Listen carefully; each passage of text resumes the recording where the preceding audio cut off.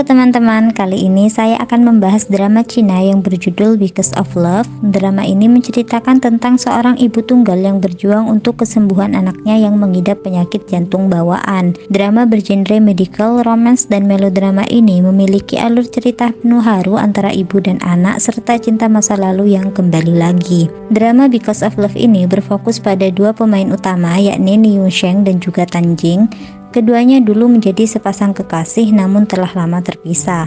Tan Jing diketahui merupakan ibu tunggal yang memiliki anak bernama Sun Ping. Sayangnya hidupnya tidak seberuntung anak seumurannya. Sun Ping mengidap penyakit jantung bawaan sejak lahir. Kondisi ini membuat sang ibu, yakni Tan Jing, berusaha keras untuk kesembuhan anaknya. Namun perjuangan Tan Jing tidaklah mudah, pasalnya kondisi ekonominya yang tidak stabil. Tan Jing harus bekerja keras dan hidup hemat untuk biaya pengobatan sang putranya. Beruntungnya seorang dokter ahli bedah jantung bernama Ni Yunsheng memutuskan membantu perawatan Sun Ping setelah terpilih dalam program yang diadakannya berupa proyek pendanaan operasi anak dengan penyakit jantung. Nah, dari sinilah Tan Jing dan Ni Yunsheng kembali bertemu. Ni Yunsheng terkejut lantaran mengetahui bahwa ibu Sun Ping adalah kekasihnya di masa lalu. Selama ini, Ni Yunsheng belum bisa melupakan masa lalunya tersebut. Hal tersebut yang menjadi alasan dia sampai saat ini belum memiliki pasangan. Ni Yunsheng pun kecewa saat tahu orang yang dicintainya selama ini ternyata telah memiliki kehidupan yang bahagia bersama dengan suami dan anaknya. Setelah beberapa kesalahpahaman di antara mereka berdua berhasil diluruskan, akhirnya Ni Yunsheng pun tahu bahwa Sun Ping ternyata adalah anak kandungnya dan selama ini pernikahan Tan Jing tidaklah bahagia. Tan Jing bertahan hanya agar anaknya tidak kehilangan sosok ayah. Mengetahui hal tersebut, Ni Dongyan, ayah dari Ni Yunsheng, ingin mengambil hak asuh Sun Ping dan terjadilah keributan yang menyebabkan Sun Ping menghilang. Ni Yunsheng yang berhasil menemukan Sun Ping akhirnya mengikuti Tan Jing dan juga Sun Ping pulang. Nah, di sana Ni Yunsheng mengakui perasaannya yang sangat tulus kepada Tan Jing dan menawarkan pernikahan yang sebelumnya sempat tertunda karena terhalang restu ayah Ni Yunsheng. Ni Yunsheng berharap dengan adanya pernikahan tersebut dia dapat melindungi Tan Jing dan juga Sun Ping putranya.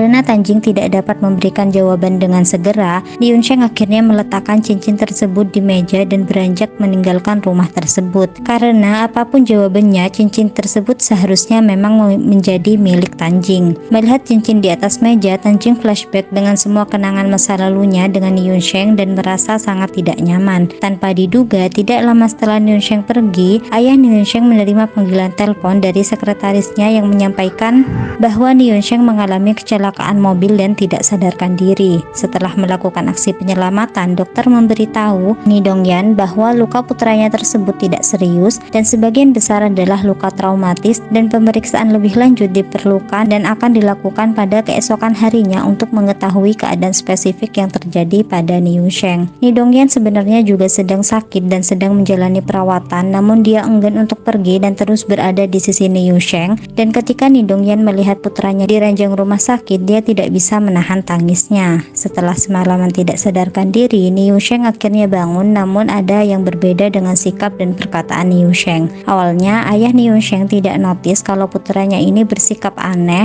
Ni Yunsheng meminta hotpot spicy dan mengatakan bahwa telah lama tidak memakan itu. Namun ayah Ni Yunsheng menganggap hal tersebut tidaklah aneh. Dokter yang memeriksa Ni Yunsheng juga mengatakan bahwa Ni Yunsheng baik-baik saja dan Ni Yunsheng hanya mengeluh sedikit sakit kepala. Di dalam kamar mandi, Ni Yunsheng sedikit terkejut melihat wajahnya dan ketika Ni Yunsheng dan ayahnya ini pergi jalan-jalan, Ni Yunsheng berbicara tentang pergi belajar di Belgia dan pergi ke luar negeri bersama dengan Tan Jing. Nah, dari pembicaraan ini, ayah Ni Yunsheng pun merasa kebingungan dan Ni Yunsheng bahkan menyebut Direktur Fang sebagai pamannya. Dari sinilah kemudian ayah Ni Yunsheng notice kalau ada sesuatu yang berbeda dari sikap Ni Yunsheng. Dokter dari berbagai departemen pun melakukan rapat untuk membedah dengan jelas sebenarnya apa yang terjadi kepada Ni Yunsheng. Dilihat dari berbagai hasil pemeriksaan yang telah dilakukan oleh Ni Yunsheng tidak hanya selalu menyebut masa lalu tetapi lebih seperti dia hidup di masa lalu. Para dokter memeriksa kondisi Ni Yunsheng dan menganalisis bahwa ingatannya telah berubah karena dampak yang parah dan dia mengalami gejala yang disebut regresi psikologis dan biasanya mengacu pada orang-orang yang sangat terstimulasi atau menghadapi kecemasan stres, dan keadaan lainnya, sehingga mereka melepaskan keterampilan dan metode adaptasi matang yang ada, dan dengan demikian kembali ke cara hidup awal yang membuat dia happy. Tanjing yang mengetahui dari Direktur Fang bahwa Ni Yunsheng ini mengalami kecelakaan mobil langsung bergegas ke rumah sakit. Sesampainya di kamar Ni Yunsheng, Tanjing langsung dipeluk oleh Ni Yunsheng. Tanjing pun sangat bersyukur Ni Yunsheng bisa selamat dan sangat menikmati pelukan Ni Yunsheng. Ni Yunsheng pun terus berbicara, dan lama-lama Tanjing merasa ada yang tidak beres karena tiba-tiba Ni Yunsheng membahas topik seolah-olah mereka masih kuliah. Ni Yunsheng mengatakan akan memperkenalkan Tanjing kepada ayahnya dan menantikan kehidupan setelah menikah dan lain sebagainya. Tanjing pun merasa prihatin dengan kondisi Ni Yunsheng yang mengalami amnesia. Sebelumnya Ni Yunsheng juga pernah menderita penyakit mental yang serius saat belajar di luar negeri. Dari sinilah kemudian Dr. Fang berinisiatif untuk mengatur jadwal konsultasi dan menghubungi psikiater Belgia yang merawat Ni Yunsheng karena mungkin informasi dari dokter Ni Yunsheng yang sebelumnya ini bisa membantu pengobatan Ni Yunsheng. Melalui penjelasan dokter tersebut, semua orang mengetahui bahwa Ni Yunsheng jarang berbicara selama setengah tahun dan disertai dengan gejala insomnia. Kemudian dokter dengan sabar membuat Ni Yunsheng mau berbicara dan secara bertahap mengetahui bahwa Ni Yunsheng sering bermimpi bahwa dia berada di malam yang hujan lebat, dikelilingi oleh bahaya dan orang-orang yang menusuknya dengan pisau. Demi kesembuhan Ni Yunsheng, Tanjing juga mencari tahu terkait regresi psikologis setiap hari, dan Ni Yunsheng juga mengirim pesan dan menelpon Tanjing setiap hari yang membuatnya merasa tidak nyaman. Ni Dongyan membawa putranya pulang dari rumah sakit dan meminta sekretaris Kwan untuk membawanya ke ruangan baru. Sejak Ni Yunsheng kehilangan sebagian ingatannya, hubungan antara Ni Yunsheng dengan ayahnya menjadi lebih baik. Ni Yunsheng juga berkesempatan untuk duduk dan makan berdua dengan ayahnya. Sebelumnya, Direktur Fang berpikir bahwa Bel harus diatasi dengan Bel, dan jika dia ingin kondisi Ni Yunsheng pulih, dia akan membutuhkan bantuan Tanjing. Karena hal tersebut, Ni Dongyan segera pergi ke tempat tinggal Tanjing. Tujuan utama kunjungan Ni Dongyan kali ini adalah untuk memohon kepada Tanjing agar bekerja sama dengan dokter untuk mengobati penyakit Ni Yunsheng. Tanjing dan Ni Dongyan pun berusaha akur dan menemani Ni Yunsheng makan di meja yang sama. Mereka pun berpura-pura bertemu untuk pertama kalinya. Keesokan paginya, Ni Yunsheng mendapatkan telepon dari sekretaris ayahnya yang memberitahu bahwa kematian ayah Tan ada hubungannya dengan perusahaan Ni Dongyan.